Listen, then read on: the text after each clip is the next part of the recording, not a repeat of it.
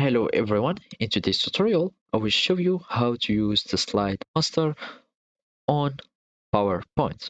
So first you need to open your PowerPoint presentation and follow these simple steps.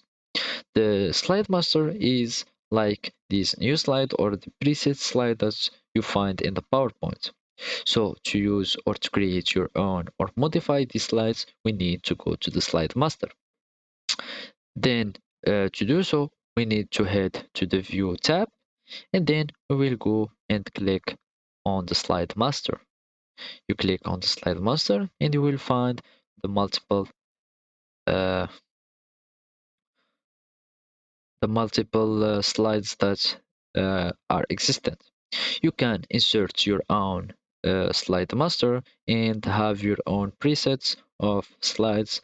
And if you want just to add a layout or only one slide, so you have just to click on insert a layout and edit on it.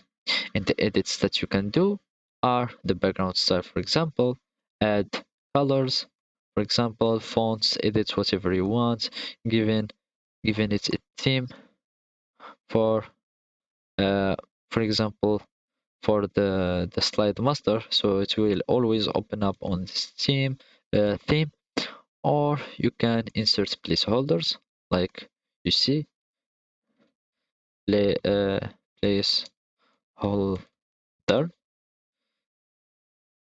and custom title like that. I have like this. You can add things like charts. You can add whatever you want. So let's have it custom.